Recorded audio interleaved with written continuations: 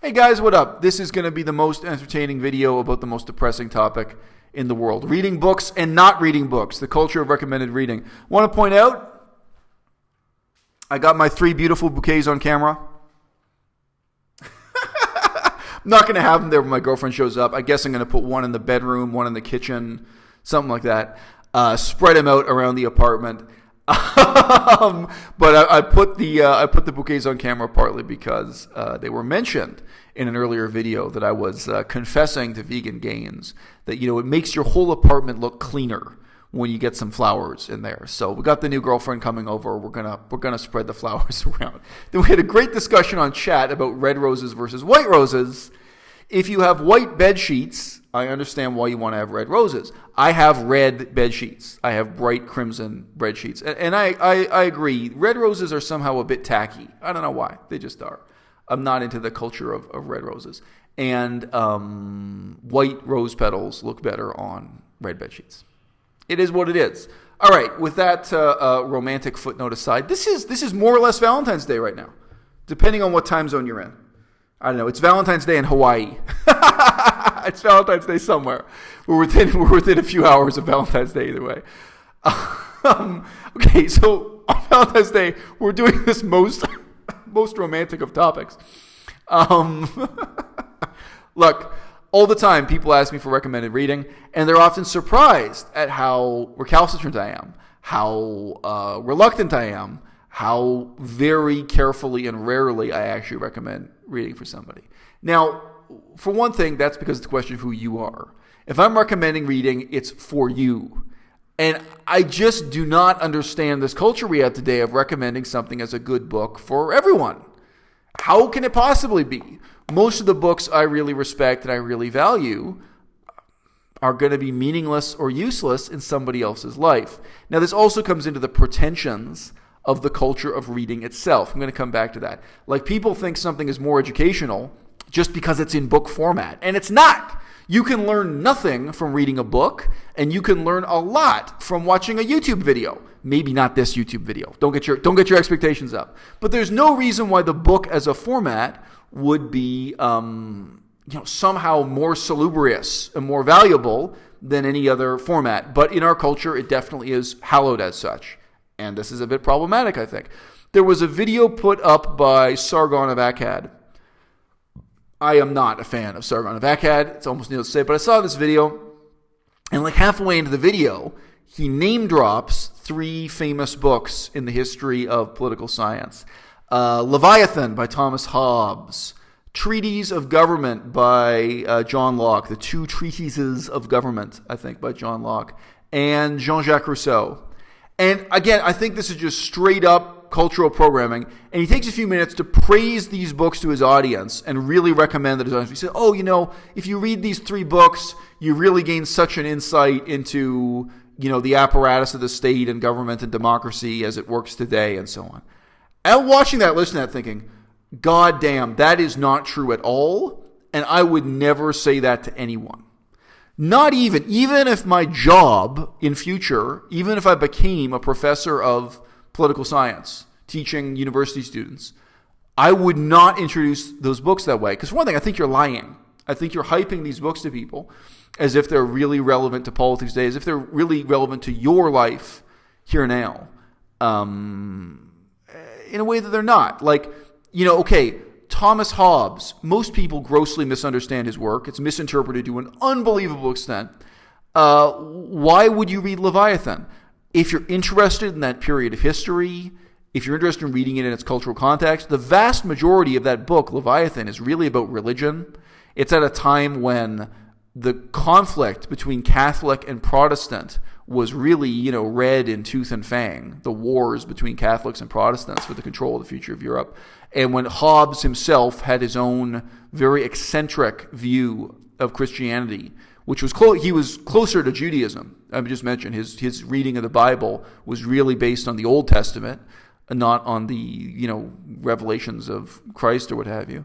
And he was really arguing for his view of religion. Most of that book it's a deeply religious view of politics and the state. It's totally alien to the type of discourse we have today. Why would you lie to your audience that way? I mean, have you even read the book?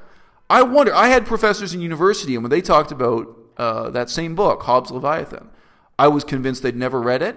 I was convinced that back when they were a teenager, they had just read a few pages to study for an exam, and then they spent the next 20 years of their lives lying to their students and, representing this book as something it isn't. And to me, that's deeply... And most of all, you're misrepresenting the book to the person in terms of what it will mean to them, how it's going to be useful for you in your life, right? So, I do think that recommending a book is a big deal. It's certainly a lot more of your time and effort than recommending a YouTube video.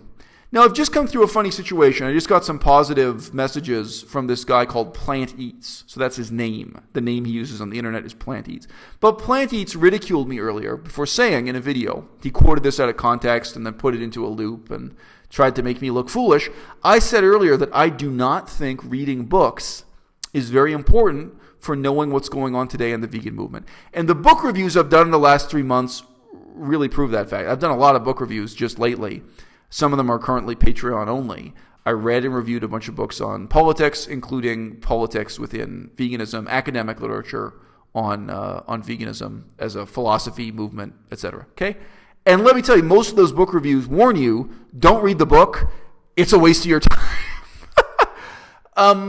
Even though this is right on topic for us. Now, look, the other side of that is, again, why would it be in books that we're seeing the debates that really matter in veganism as a movement today?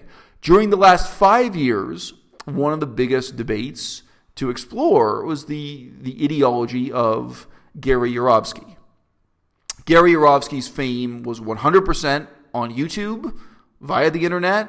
He went on to give interviews on TV news stations and this kind of thing. He did other kinds of activism.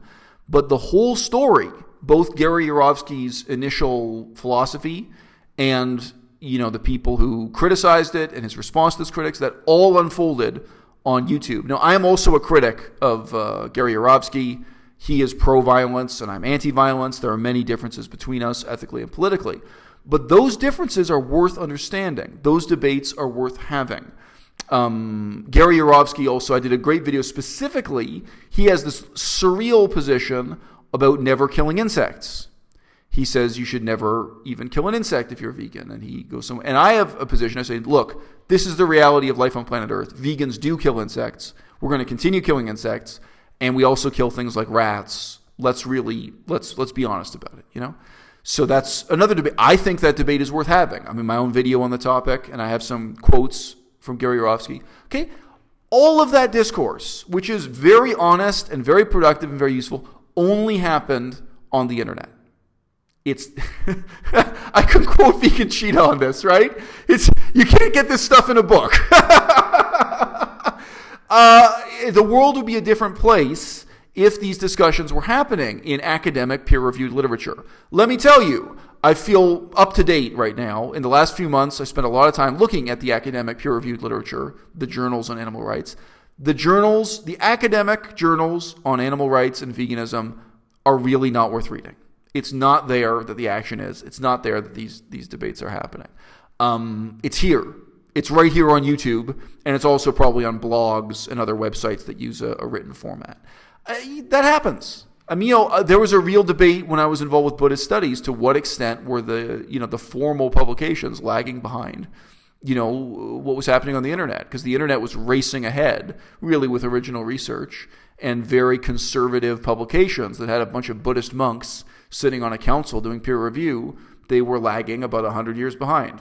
More than 100 years in some cases. So it happens. In some disciplines, that's the case. The action just isn't in book format.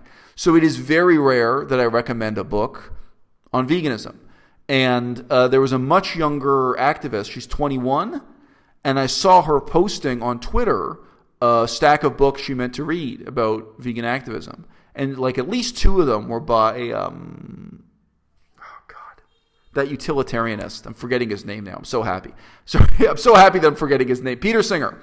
She had two books there by Peter Singer. And I'm looking at these books thinking, man, all this is really a waste of our time. So that's, it's fine. Plant Eats, he wrote a message back to me saying it's good. He's happy to have a debate with me in the future. He doesn't hate me or anything. But I thought it was really weird because he had this really insulting reaction to me using this clip, using this snippet of me, saying that reading books is really not, it's really not the medium that's carrying the message of what's going on in veganism and animal rights today. It's not that important. More broadly and more generally, I do think we need to move past a paradigm that hallows reading as inherently sacred or inherently meaningful. Reading is only as meaningful as the book you're reading. Little slip there. Reading is never going to be more meaningful than the particular book you happen to be reading. Okay? And there's the question of in what way that book is meaningful to your life. It's just not the case that a book is going to be useful because it's a book as opposed to being a movie or a video game. You guys know that I'm very, very critical of people wasting their time playing video games or watching movies. Ultimately, I'm just as critical of reading books. So it's kind of sad that we have these pretensions that lead us to, glorify reading books and recommend reading books, where really it's not going to be meaningful or useful to you or your life. So that is why I am ultra reluctant to recommend that people read books. I've got a video coming up. I'm going to eventually finally do a video about the philosophy of Max Stirner. I can tell you why the philosophy of Max Stirner, he's not that famous a philosopher, that's why he's worth talking about, why that was meaningful in my life. I can talk about why it might be meaningful in some other people's lives with certain specialized interests. But I'm not going to sit here and tell you to read Max Stirner. It's not, this is, 19th century European philosophy. It's not that interesting to that many people. I spent years and years studying ancient Buddhist philosophy. I can recommend specific books linked to specific philosophies that are important for certain people. I'm not going to sit here and say, hey, this is a good book, everyone should read it. To me, that's fake. And it's disregarding the extent to which the wrong book for the wrong person is just a waste of their time. And even within those two examples, the same book that might be meaningful to me will be meaningless to you. I think that reading Thucydides, the ancient Greek author, is tremendously meaningful. I think it still today is tremendously meaningful for many people, Thucydides. Okay? But I can't even say, and it's a book that was tremendously meaningful to me in my life. Right now, my daughter is still 3 years old. Am I going to say to you, I hope one day my daughter reads Thucydides, this book that I think, this ancient book of philosophy and history and politics that I think is so meaningful? I don't know. Depends on what kind of person she turns out to be. Depends on what kind of kid she is. Depends on what kind of teenager she is, right? For all I know, my daughter is going to grow up to be a jock and play basketball on the women's basketball team or the women's boxing team. Maybe her interests are not going to go in that direction at all, and it would be really miserable for her if she had a father who forced her, who sat there and said, no, this book of ancient Greek philosophy, this meant a lot to me, so it's going to mean a lot to you. Even within your own family, I think that's bullshit. But hey, what can I tell you? That's how it is. In Western civilization, we tend to package up books with certain kinds of pretensions, certain types of ethical values of what it means to be a well-educated person, what it means to be a refined person, what it means to have a sophisticated outlook on life. So one generation after the next, we force our children to read Shakespeare. We force our children to read pretentious philosophy from 19th century Germany, Hegel's philosophy of slavery and this kind of bullshit. Yeah. And do we even know why? Do we know why we're forcing them to read it? Do we even really question in a rigorous way how this is going to be meaningful to their lives or how it's going to be useful to them? Within veganism, I think it is a sign of how much the movement is changing right now, that books written 10 years ago and 20 years ago are now meaningless and useless to us.